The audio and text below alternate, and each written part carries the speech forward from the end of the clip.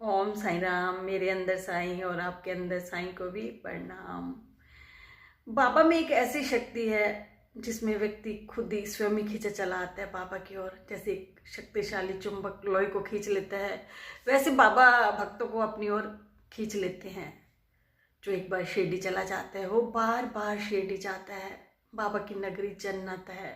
जब हम बाबा की मूर्ति और समाधि के पास खड़े होते हैं तो वहां से हटने का दिल ही नहीं करता, क्योंकि बाबा की छत्र छाया में हम अपने आप को सुरक्षित महसूस करते हैं। जब भी कोई परेशानी आती है तो मन कहता है कि बाबा है ना। अगर हम सच्चे मन से सच्चे दिल से बाबा के साथ जुड़ जाएं तो हम बाबा का प्यार पा सकते हैं। जो बाबा की भक्ति है ना, वो बहुत आसान है। इसमें कोई अंधविश्वास, कोई पूजा पाठ, कोई चढ़ावा, किसी चीज़ की भी जरूरत नहीं। बाबा कहते हैं कि तुम मुझे एक फूल भी चढ़ा दोगे ना तो मैं उसमें भी खुश हो जाऊंगा। पर हम वो सच्ची भावना हमें लाने में बहुत मुश्किल होती है, क्योंकि हम विकारों से जुड़े हुए हैं। विकार हमें परेशान करते हैं। पर जहाँ तक हो सके अपने विकारों को दूर करके बाबा की शरण में जाओ। आपको जिंदगी का आनंद आ जाएगा। अगर आपकी जिंदगी में दुख भी होगा, आप दुख को दुख नहीं महसूस करोगे, उसमें भी खुश रहोगे, क्योंकि हिम्मत आप में आ जाती है। तो मैं आज आपको एक साईं भक्त का बहुत प्यारा अनुभव बताती हूँ। बहुत बड़ा चमत्कार है। जिनको बाबा में विश्वास नहीं, उनको भी बाबा में विश्वास हो जाएगा। ये चमत्कार इतना बड़ा चमत्कार है कि बाबा ने अपने साईं भक्त की जो जिंदगी में अंधेरा हो चुका था उसमें बाबा रोशनी लेकर आए। ये साईं भक्त जो हैं बहुत बड़े बिजनेसमैन हैं।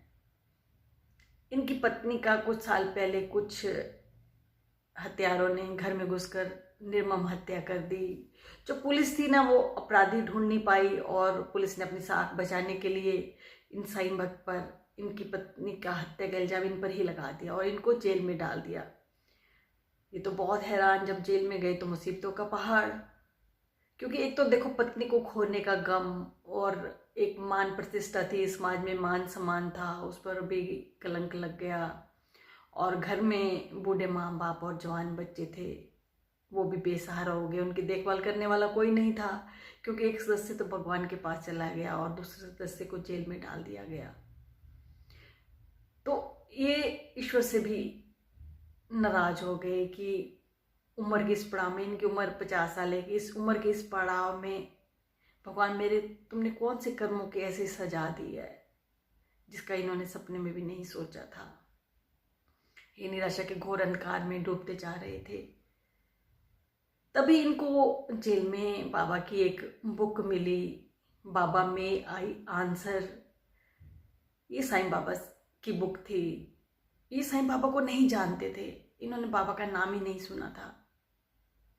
जब इन्होंने बुक को पढ़ा तो इनको लगा कि बाबा इन्हें, जो ये इनका जिंदगी में अंधेरा हो गया उसमें रोशनी ला सकते हैं बाबा।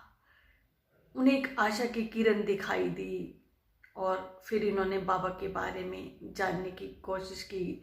अपने बच्चों को कहा कि बाबा की बुक्स ला के दे, और फिर इन्होंने जेल में सच्चरित्र भी पढ़ा। इन्होंने अपने बच्चों को शिरडी भी भेजा। अब जो इनकी जेल में जिंदगी थी ना, वो अब बाबा के चारों तरफ घूमने लगी थी, बाबा के नाम के साथ। अब इनके मन को सुकून मिलने लग गया था कि कोई है जो उन्हें सहारा देगा। ये जेल में बाबा की कैदियों से बातें करते, बाबा की आरती करते, बाबा की किताबें पढ़ते रहते, बाबा के बारे में लिखते रहते। ये जेल में शिवलिंग पे जल भी चढ़ाते थे। तो एक दिन रात को सपने में बाबा ने इन्हें शिवलिंग के पास दर्शन दिए कि ये बाबा पर जल चढ़ा रहे हैं। तब इन्होंने साईं को ही शिव मान लिया। जब ये शिव जी पर जल चढ़ाते तो इनको लगता कि ये साईं पर जल चढ़ा रहे हैं। अब ये पूरी तरह बाबा की भक्ति में लीन हो गए थे। तो जब भक्ति में लीन हो गए, जो दुख थे वो थोड़े कम हो गए, क्योंकि एक उन्हें मजबूत सहारा मिल गया था। और बाबा की कृपा से 13 महीने के बाद ये जेल से बाहर आ गए। देखो बाबा इनको जानते भी नहीं थे और फिर भी बाबा ने इनको अपनी शरण में लिया। तो जेल में से आने के बाद इनकी हर सांस में साईं का नाम था, क्योंकि मुसीबत में जो भगवान आपके काम आए तो वो आपके लिए सब कुछ हो जाता है। तो इन्होंने बाहर आने के बाद बाबा पे किताबें लिखनी शुरू की, समाज सेवा शुरू की, अपनी पत्नी के नाम पर एक आश्रम बनाया जिसमें बेसहारा औरतें रहती हैं, और इन्होंने शिरडी के पास एक कैंसर हॉस्पिटल भी बनाया। और जेल से आने के बाद इन्होंने जेल में सत्संग भी शुरू किए। इनको लगता था कि निर्दोष व्यक्ति को भी अपराधी घोषित करके जेल में डाल दिया जाता है, जैसे इनको डाला गया। तो ये सत्संग के माध्यम से जो कैदी थे उनके मन को थोड़ा सुकून देना चाहते थे, बाबा साथ जोड़ना चाहते थे। हरियाणा की जेलों में मैंने भी इनकी मदद की सत्संग करवाने में। सच में ये बहुत अच्छे इंसान हैं। इन्होंने अब अपनी पूरी जिंदगी बाबा को सौंप दी है।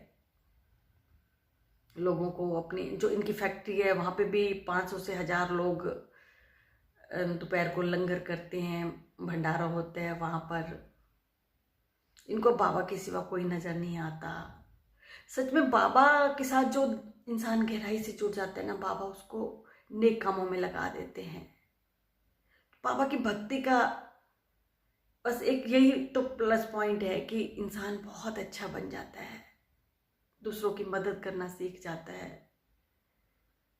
जब आप बाबा के साथ जुड़ते हो तो आपके मन की सफाई बाबा करनी शुरू कर देते हैं और आपको दूसरों की मदद के लिए तैयार कर देते कि आप दूसरों की मदद करो। बाबा अपनी यही कहते हैं ना कि मेरे पूजा पाठ यही है कि तुम जितना दूसरों की मदद कर सकते हो करो। मैं इन्हीं चीज़ों से खुश होता हूँ। जितने भूखे प्यासे अगर जीव भी हैं तो उनका भी भोजन खिलाया करो उनको। मुझे भी बाबा ने एक किताब आई थी बाबा की, शहंशाहों के शहंशाह, उसको पढ़ा। मैं भी बाबा की तरफ खींची, बाबा ने मुझे भी खींचा। और मेरे भी समय बहुत ख़राब था, बहुत फाइनेंशियल प्रॉब्लम थी, जिस काम में भी हाथ लगाते उसी में काटे।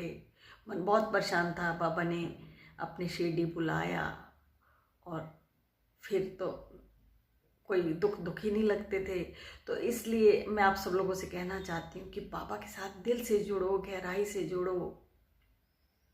और अगर दुख भी आ रहे हैं तो आप घबराओ मत, हिम्मत के साथ डटे रहो। फिर एक ऐसा समय आएगा कि आपको दुख ही नहीं लगेंगे, जिंदगी बहुत सहज हो जाएगी।